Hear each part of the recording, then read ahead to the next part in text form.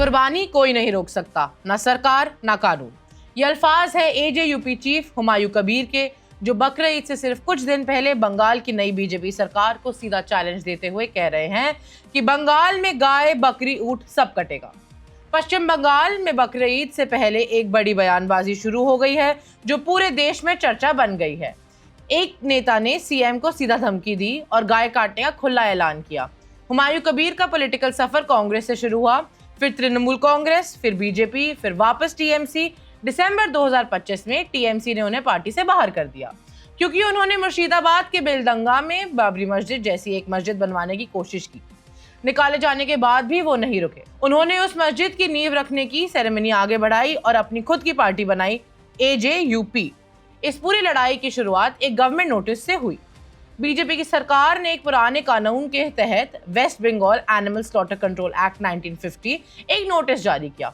एक नोटिस के मुताबिक बिना एक खास सरकारी सर्टिफिकेट के कोई भी पशु, गाय, बैल, भैंस नहीं काटा जा सकता और ये सर्टिफिकेट सिर्फ तब मिलेगा जब पशु 14 साल से ऊपर का होगा या बीमार हो। मतलब सीधा हेल्दी गाय की कुर्बानी प्रैक्टिकली रोक दी गई है। इसी पर हुमायूं कबीर ने एएनआई से बात करते हुए बोले, चाहे सरकार रूल बना ले कि मुस्लिम बीफ ना खाएं, लेकिन कुर्बानी जारी रहेगी। हम किसी की नहीं सुनेंगे। ये सिर्फ एक धार्मिक बात नहीं थी, ये एक सीधा चैलेंज था नई सरकार को। आईएएनएस से बात करते हुए उन्होंने सीधा सीएम सुवेंदु अधिकारी का नाम लिया और कहा, मैं बीजेपी सरकार को चेतावनी दे रहा हूँ, सुवेंदु अधिकारी आग से मत खेलो। अगर कुर्बानी रोकने की कोशिश की तो तुम्हारे लिए मुश्किलें आएंगी।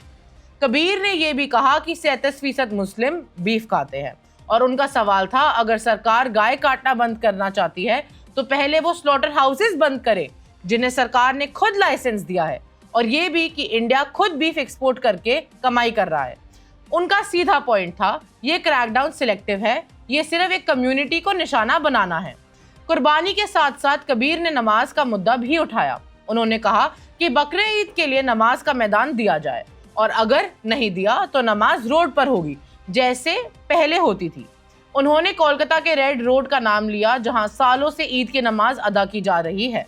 और ये सब सिर्फ इसी हफ्ते की बात नहीं है। कुछ हफ्ते पहले एक बांग्लादेशी चैनल को इंटरव्यू देते हुए कबीर ने कहा था कि अगर सुवेंदु ने किसी मुस्लिम को हाथ लगाया तो हम सुवेंदु को भी पीटेंगे।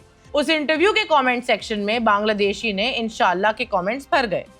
अब कानून की बात, सिर्फ इतनी जो सीधा इस मामले से जुड़ी है। West Bengal Animal Slaughter Control Act 1950 के तहत अगर कोई इसका उल्लंघन करे तो 6 महीने की जेल या 1000 रुपए का जुर्माना हो सकता है। पब्लिक जगह पर जानवर काटना पूरी तरह बंद है, सिर्फ सरकारी स्लॉटर हाउसेज में ही काटने की इजाजत है।